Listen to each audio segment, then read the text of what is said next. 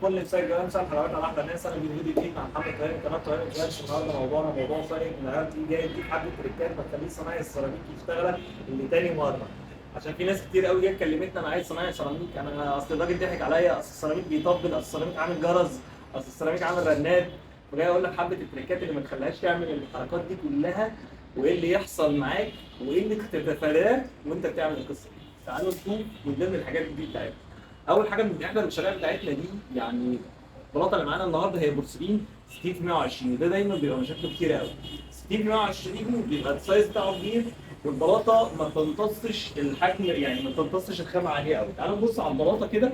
دي بورسلين 60 في 120 هندي، خامه عاليه جدا.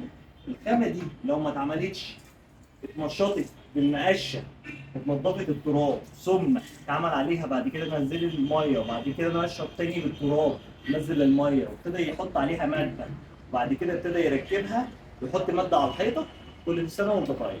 ولازم يركب بالكليبسات، ما ركبش بالكليبسات الله وكيل ان شاء الله انت هتلاقي نفسك ايه، لازم تروح التوكيل. ما رحتش التوكيل هتلاقي نفسك الشغل عليه ايه، مش هتلاقيه عندك. زي ما حماده بيقول لك ارفع على الزر جرس نعمل لك سبسكرايب بس مش دلوقتي، ما تنساش تعملها ده عشان برضه من ضمن الحاجات اللي لازم تلاقيها عشان المجهود اللي احنا بنعمله معاك. طيب تعالى نشوف الكلام ده كله احنا ليه البلاطه يا هندسه والله في البلاطه بتفك معايا، يا هندسه والله لا ده انا بعد ما ركبت البورسلين او السيراميك عندي ده بيطقطق ده بينمل ده مش عارف ايه. الحاجات دي كلها مشاكلها ايه؟ مشاكلها عدم خبره الراجل اللي واقف، عدم ارتياح سعره وتهتم بسعره. ابو بلاش مش هتلاقي سعره فيه. تاني ابو بلاش مش هتلاقي سعره فيه. حط الكوتيشن او السعر بتاعك مع اشتراطاتك، بدون اشتراطات مش هتلاقي اللي انت عايزه. طيب اهم حاجه وانا بتفق معايا على الشغل بتاعي لازم احط اشتراطاتي قبل ما اقول له السعر او قبل ما اتفق على السعر اللي بكام. انا عايز واحد واثنين وثلاثه واربعه. طيب ايه هو اللي انا عايزه في واحد واثنين وثلاثه واربعه؟ طيب اهم حاجه تكون جايب له بلاطه مستواها عالي جدا. الفينش بتاعها يكون اللحامات ما يكونش فيها فتلات، لان في بعض البلاطات غصب عن صنايعنا يا اخواتنا بيبقى مفتوله بتبقى بايظه، الاطراف بتاعتها مش مظبوطه، الاطراف متلوفه، الكلام ده كله ايه، ما بتلاقيش الشغل بتاعها جوده الديك بتاعته. فهو مهما عمل هو مش ساحر، مش هيقدر يعملها مظبوطه. بمعنى ان انا لما اجيب البلاطه دي كوره البلاطه دي لازم يخدموا بعض، ما ينفعش الكوره دي عمرها ما تخدم بعض. ما خدمتش بعض هو مش هيقدر يعمل اي حاجه، فده المنتج جاي سيء من الاول. فانت لازم وانت في المعرض بتشتري البرودكت او بتشتري المنتج بتاعك لازم تكون وانت بتشتريه عارف ان المنتج بتاعك A1 وتراجعه. وحق ليك ان انت تشوف بلاطتين وتطبعها وتبص عليهم وتشوف الريفيو بتاع البلاطه دي الكميه والمسافات بتاعت البلاطه دي موجوده ولا مش موجوده. رقم واحد. رقم اثنين لازم يركب لك البلاطه يعمل لها تمشيط، بعد التمشيط يحط الكليبسات. الكليبسات دي تظبط الشغل. يقول لك انا جامد انا احط صليب وانا احط الكلام ده كله، الله وكيل مش هتلاقي الكلام ده كله. تعالوا نخش على الموضوع ونشوف الموضوع ده عملي. يلا بينا نخش على الايه الشقه معانا ونخش ايه نبص هنا وهو ايه نص معانا بيركب والدنيا بتاعتنا ايه نشوفها. من ضمن الحاجات هنشوف الارضيه والشقه دي او المشروع ده معانا زي ما احنا شايفين كده اهو. ابتدينا نشتغل. ده شغل شمع من امبارح، الشغل اللي شمع من امبارح ده اللي بكلمك عليه. طب عشان يوصل بالفينش واللحامات دي الستريت لاين اللي كنا بنتكلم عليها والمسافات دي كلها دي الكليبسات بتاعتنا. دول الكليبسات النص معانا ابتدى ايه عادي، ابتدى ينضف وابتدى يلمع الايه البلاطه تاني وينضفها من ايه الترابه تاني بعد ما عملناها اول مره. دي اهم حاجه. هنبتدي نحط الخامه بتاعتنا الماده على البلاطه رقم واحد، ثم بعد كده هنحط على الحيطه رقم اثنين، رقم ثلاثه هنبتدي نحط كليبسات. نبتدي نشتغل ازاي اللي هو الطريقه دي. نبتدي نحط الفواصل دي وتظبط المقاسات. اقل مسافه في المتر 20 لازم احط 3 مساحات زي ما انت شايف اهو. هيبتدي يحط على الحيطه رقم واحد يبتدي يمشط، ما تحطش تلفيل وخلاص. نشتغل في هزاز لما بتكون المساحات كبيره والكتلات كتيره، لكن لما بتكون المحاره والراجل معاك محترم من الاول وانت بتنحر ورجعوا لنا فيديو قبل كده عاملينه احنا اللي عاملين المحاره وظابطين المقده وعاملين الشغل عالي، فالكميه بتبقى قليله ما بيبقاش فيها شغل كتير من الماده. هتلاقي النسب مش كبيره قوي والهالك بتاع الماده ما بيبقاش كبير قوي زي ما انت شايف كده. يبتدي يشتغل عليه.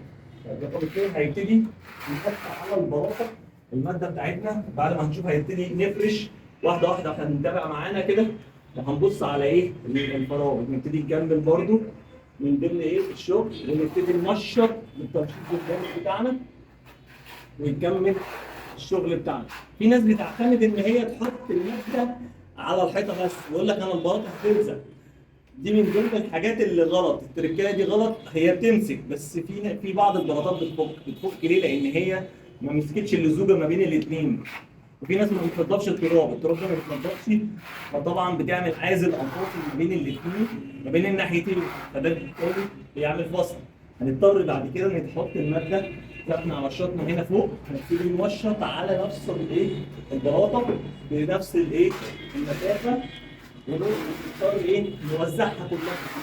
في ناس بتوفر في الماده والمجهود والتوفير والخامه، ده ما بيقربش. بص كده نشوف اهي، لا كده التكمله كلها البلاطه كلها لازم تتفك عشان ما يبقاش هو عنده غلط ان يبقى سايب اي فراغ. لو ساب اي فراغ هي كلبشت في الحيطه، هي كلبشت في البلاطه، فهو يبتدي ايه يمسك من ناحيتين زي ما احنا شايفين كده اهو، ويبتدي بس عشان يكمل ما يبقاش زياده قوي مظبوط معاه. اضرب برضه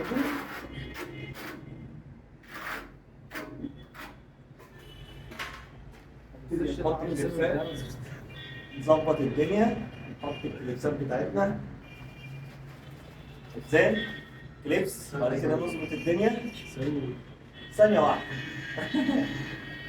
هنحط الكليبس ونظبط الموضوع. محمد مستعجل بس يا جماعة عشان هيبقى كده ما بيحبش يعطل على طول، بيحب ايه يشتغل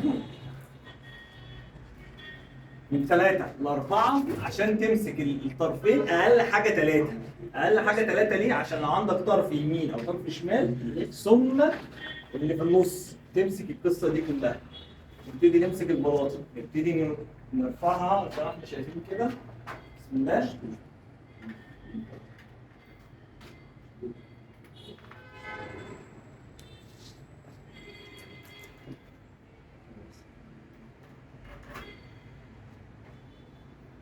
دي طريقه التركيب.